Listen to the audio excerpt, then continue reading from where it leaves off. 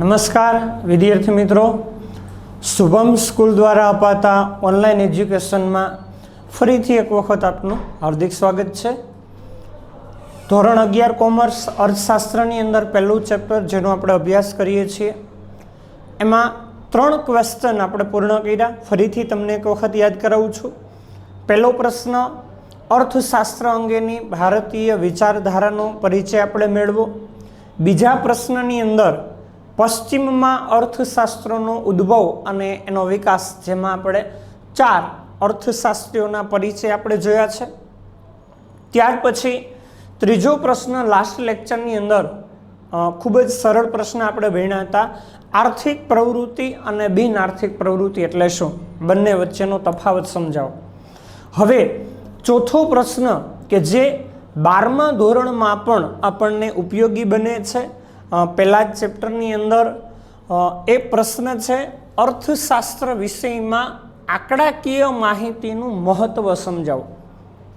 ખાસ વિદ્યાર્થી મિત્રો યાદ રાખજો, અર્થશાસ્ત્ર વિષય કે જેનું સૌથી મોટું સંસાધન હોય, એટલે કે વિષયને સમજવા માટેની સૌથી મહત્વની કોઈ બાબત હોય તો એ બાબત આંકડાકીય માહિતી છે, કે જેનાથી વિષયને આપણે સંપૂર્ણપણે ગહનતાપૂર્વક આપણે એને સમજી શકીએ, આપણે એનો અભ્યાસ કરી શકીએ।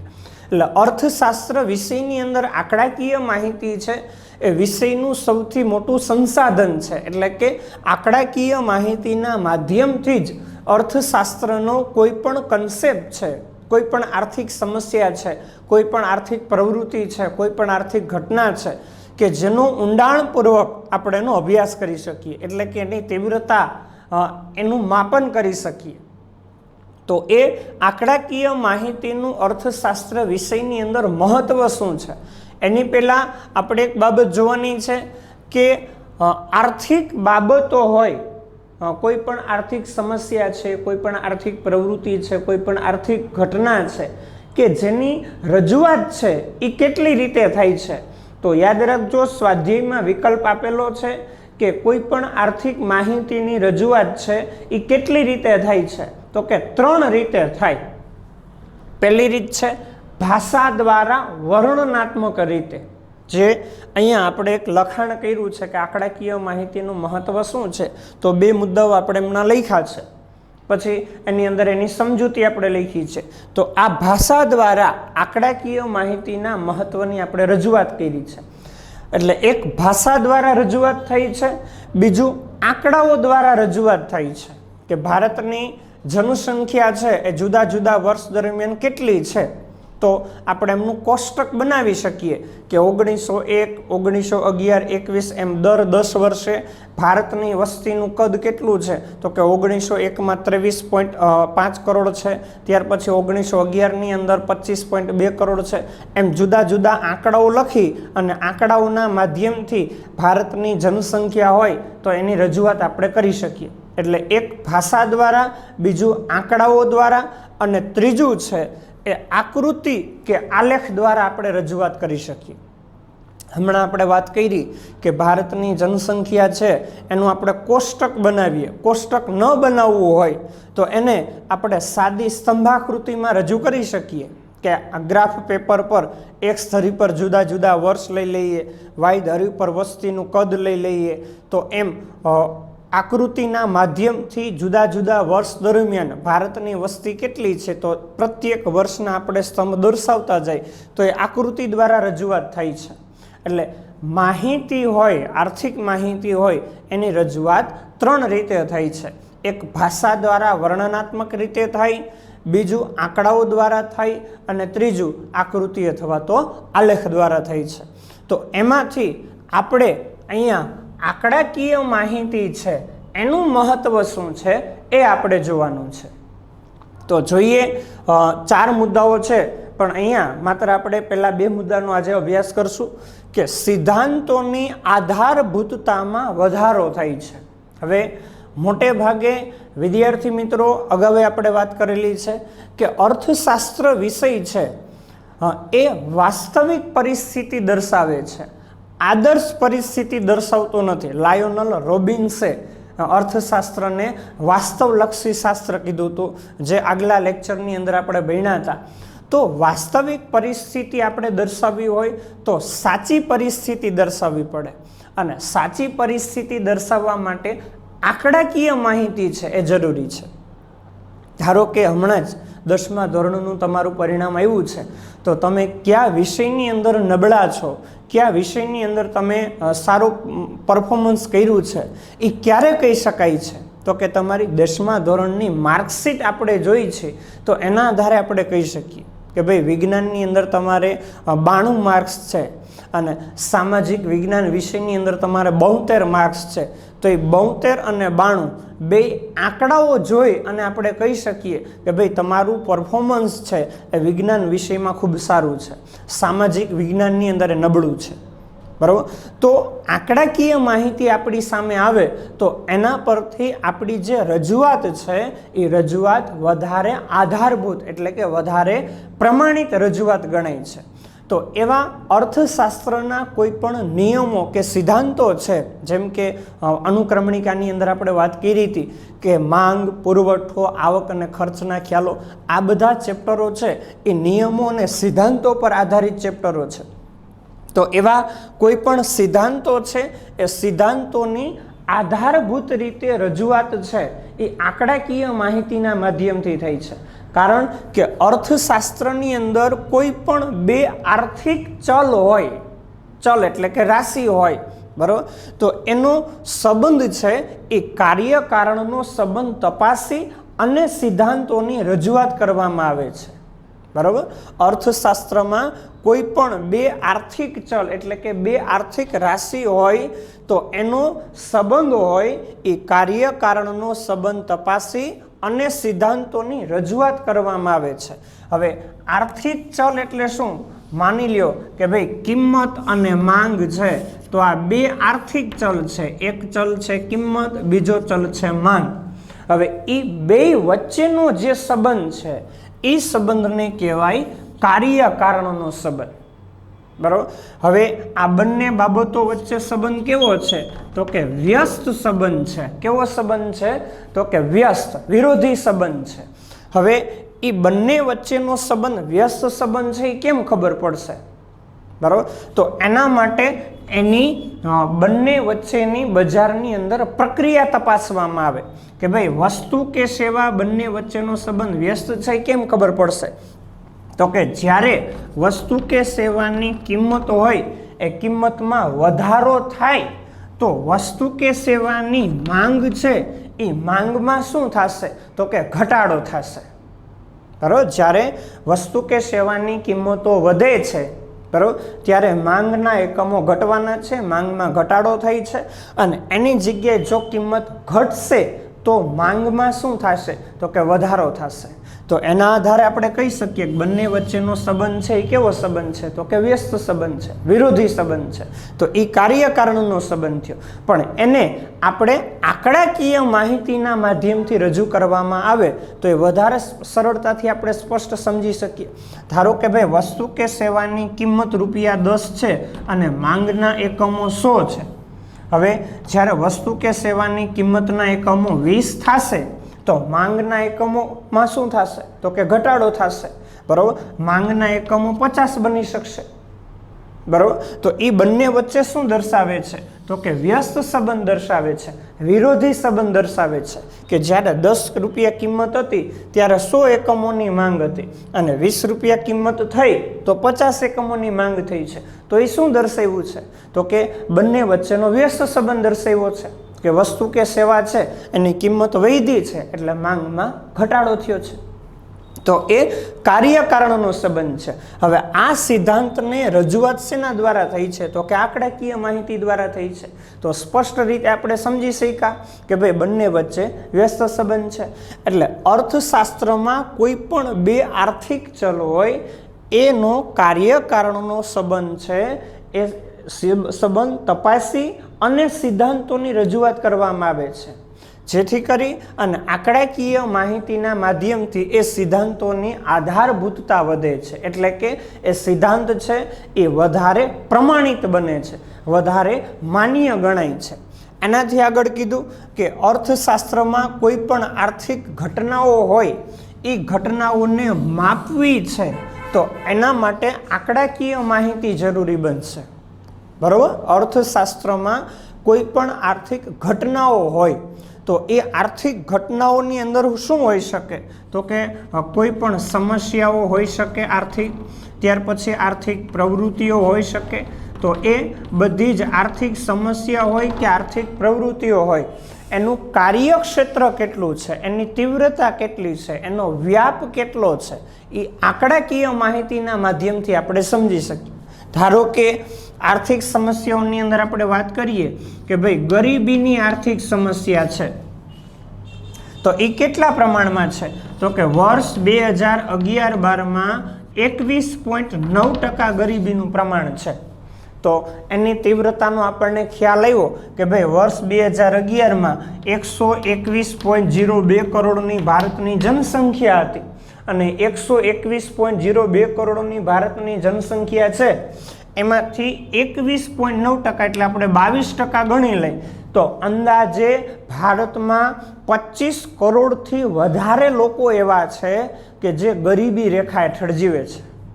તો એના પરથી આપણે કહી શકીએ કે ભારતમાં ગરીબીની સમસ્યા છે એ ખૂબ જ વ્યાપક સમસ્યા છે. એવી જ રીતે માનો કે આપણે કોઈ આર્થિક પ્રવૃત્તિનું માપન કરવું છે તો એના પણ આપણે આંકડા જોશે. ધારો કે ખેતી ક્ષેત્ર છે તો ખેતી ક્ષેત્રની અંદર રોજગારીનું પ્રમાણ અત્યારે 49% જેટલું છે અને રાષ્ટ્રીય આવકમાં ખેતી ક્ષેત્રનો ફાળો 13.9% જેટલો છે. તો આ આંકડા દર્શાવે છે કે ભારતના અર્થતંત્રની અંદર રોજગારીની દ્રષ્ટિએ ખેતીનો વ્યવસાય છે ખૂબ જ મહત્વ ધરાવે છે. વધારે પડતો વર્ગ છે એ ખેતીના વ્યવસાય સાથે જોડાયેલો છે, જ્યારે આવકમાં ખેતી ક્ષેત્રનો ફાળો ઓછો છે. એટલે આવી રીતે કોઈ પણ આર્થિક ઘટના હોય, કોઈ પણ આર્થિક સમસ્યા હોય કે જેનું માપન કરવું છે કે ભાઈ આ વર્ષની અંદર ભારતમાં ખેતી ક્ષેત્રનું ઉત્પાદન કેટલું થયું છે, ઉદ્યોગ ક્ષેત્રનું ઉત્પાદન કેટલું થયું છે, તો એ શેના દ્વારા જાણી શકાશે તો કે આંકડાકીય માહિતી દ્વારા જાણી શકાશે. એટલે અર્થશાસ્ત્રમાં કોઈ પણ બે આર્થિક ચલ વચ્ચેનો કાર્યકારણનો સંબંધ તપાસી અને સિદ્ધાંતોને રજૂ કરવામાં આવે છે, જેમાં આંકડાકીય માહિતી ઉપયોગી બને છે. બીજું, કોઈ પણ આર્થિક ઘટનાઓ હોય એનું માપન કરવું છે એટલે કે એની તીવ્રતા જાણવી છે, એનો વ્યાપ જાણવો છે, એનું કાર્યક્ષેત્ર તપાસવું છે, તો એના માટે પણ આંકડાકીય માહિતી ઉપયોગી બને છે. ઘણા બધા ઉદાહરણો લખ્યા છે કે ભાઈ વરસાદ અને ખેત ઉત્પાદન વચ્ચેનો સંબંધ. તો આ બે આર્થિક ચલ થયા, એક ચલ છે વરસાદ ને બીજો ચલ છે ખેત ઉત્પાદન.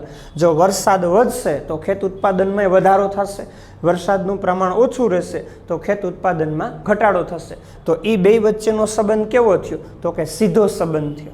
એવી જ રીતે હમણાં આપણે અહીંયા કાલ્પનિક ઉદાહરણ લીધું કિંમત અને માંગ.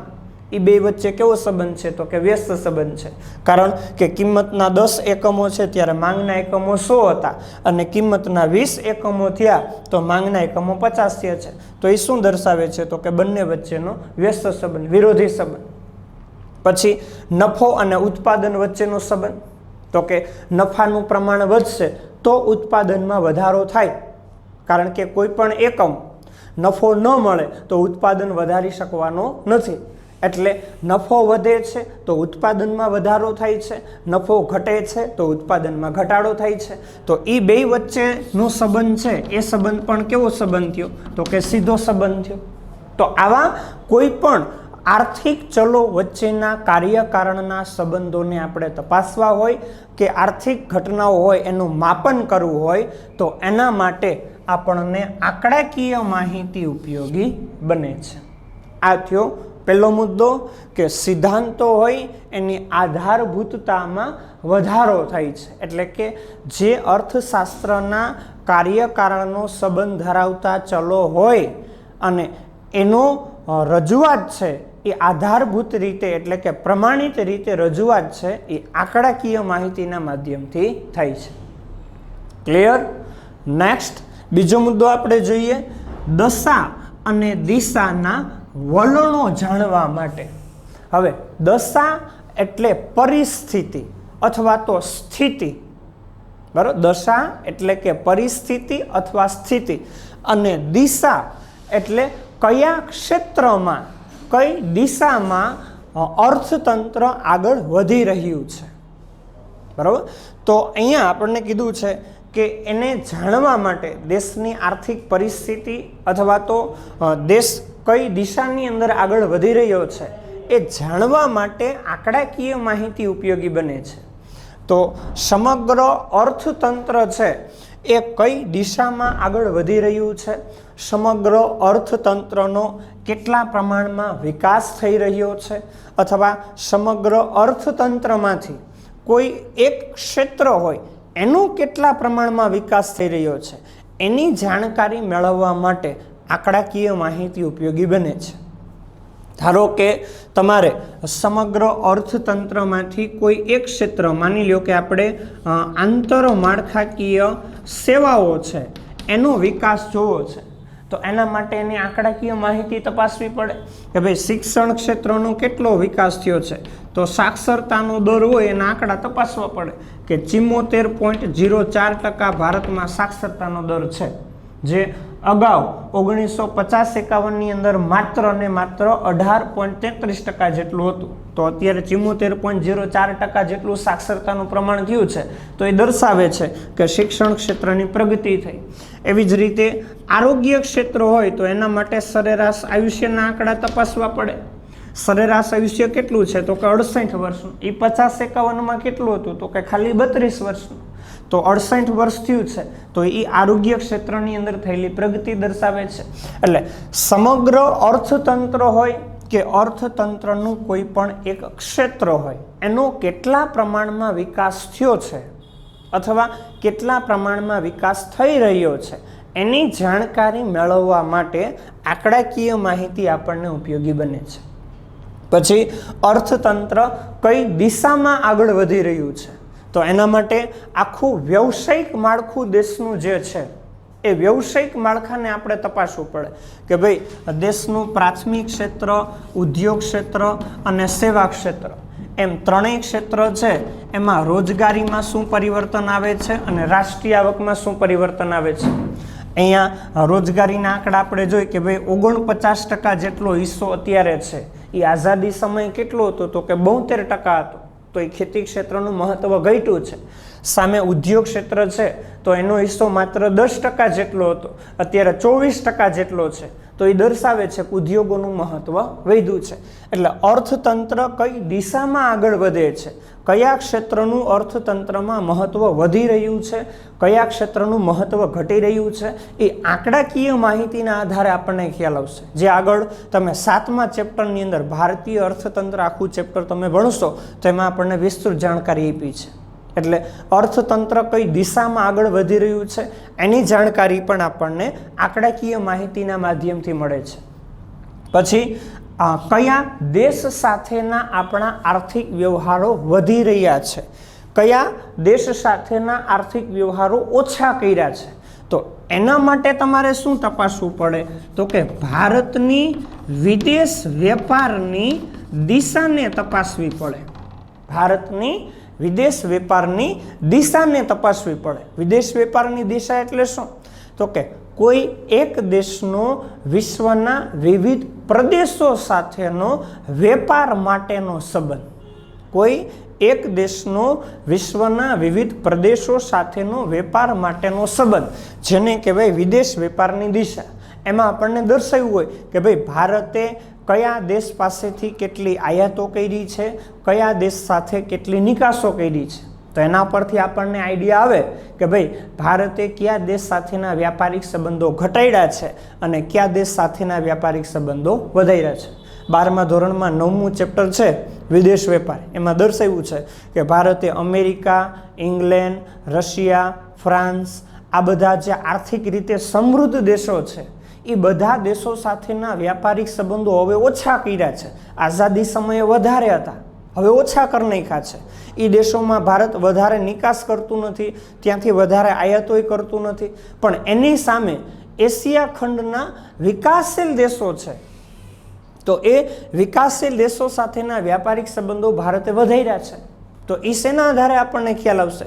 તો કે ભારતની આયાત અને નિકાસ કેટલી છે એના આધારે આપણે વિદેશ વેપારની દિશા નક્કી કરી શકીએ, જેથી આપણને ખ્યાલ આવે કે ભારતના વિશ્વના કયા કયા દેશો સાથેના વ્યાપારિક સંબંધો કેટલા પ્રમાણમાં છે. પછી કયા ક્ષેત્રમાં ઉત્પાદન વધી રહ્યું છે, તો એ આપણે ઉત્પાદન રાષ્ટ્રીય આવકની ગણતરી દેશમાં પ્રતિ વર્ષે થાય છે કે વર્ષ દરમિયાન ઉત્પાદનના સાધનો દ્વારા ઉત્પાદિત થયેલ અંતિમ સ્વરૂપની વસ્તુ અને સેવાઓનું નાણાકીય મૂલ્ય, તો એમાં દેશનું કુલ ઉત્પાદન છે એને તપાસવામાં આવશે કે ભાઈ ઉદ્યોગ ક્ષેત્રની અંદર કેટલું ઉત્પાદન થાય છે, કૃષિ ક્ષેત્રમાં કેટલું ઉત્પાદન થાય છે, આંતરમાળખાકીય સેવાઓ છે એનો વિસ્તાર કેટલો વધે છે, તો એ પણ આંકડાકીય માહિતીના આધારે આપણને પ્રાપ્ત થાય. પછી કયું ક્ષેત્ર સૌથી વધારે રોજગારી આપી રહ્યું છે? હમણાં જ આપણે અહીંયા આંકડો જોયો કે પ્રાથમિક ક્ષેત્ર છે એમાં 49% વસ્તી રોજગારી મેળવે છે. પછી ઉદ્યોગ ક્ષેત્રની અંદર 24% જેટલી વસ્તી રોજગારી મેળવે છે. સેવા ક્ષેત્રની અંદર 26% જેટલી વસ્તી રોજગારી મેળવે છે. તો એ આંકડાઓને આધારે આપણને ખ્યાલ આવે કે કયા ક્ષેત્રમાં સૌથી વધુ લોકો રોજગારી મેળવે છે. તો આવી રીતે સમગ્ર અર્થતંત્ર છે એનો વિકાસ કેટલો થયો છે, અર્થતંત્રમાં કોઈ એક ક્ષેત્ર છે એનો કેટલા પ્રમાણમાં વિકાસ થયો છે, અર્થતંત્ર કઈ દિશામાં આગળ વધી રહ્યું છે, ત્યાર પછી કયા દેશ સાથેના આપણા આર્થિક વ્યવહારો વધારે પ્રમાણમાં છે અથવા ક્યાં આપણે આર્થિક વ્યવહારો ઘટાડ્યા છે, કયા ક્ષેત્રમાં ઉત્પાદન વધી રહ્યું છે, કયું ક્ષેત્ર સૌથી વધારે રોજગારી આપે છે. આવી કોઈ એક ક્ષેત્રની વિવિધ દેશોની સમગ્ર અર્થતંત્રની દશા એટલે કે સ્થિતિ શું છે અને દિશા એટલે કે કયા ક્ષેત્રમાં દેશ આગળ વધી રહ્યો છે એની સંપૂર્ણ જાણકારી છે એ આપણને આંકડાકીય માહિતીના માધ્યમથી પ્રાપ્ત થઈ છે. તો આ આંકડાકીય માહિતીનું મહત્વ, જેની અંદર બે મુદ્દાઓ આપણે જોયા. એક સિદ્ધાંતોની આધારભૂતતા એટલે કે એની પ્રમાણિતતા છે એમાં વધારો થાય આંકડાકીય માહિતીના માધ્યમથી, અને બીજું દશા એટલે કે પરિસ્થિતિ અને દિશાના વલણો એટલે કે ફેરફારો, એમાં શું પરિવર્તનો આવે છે એ આંકડાકીય માહિતીના માધ્યમથી આપણે જાણી શકીએ. અહીંયા સુધી રાખીએ વિદ્યાર્થી મિત્રો. ત્રીજો અને ચોથો મુદ્દો છે તુલનાત્મક અભ્યાસ છે, બરાબર, જે આપણે નેક્સ્ટ લેક્ચરની અંદર જોશું. જય શ્રી કૃષ્ણ.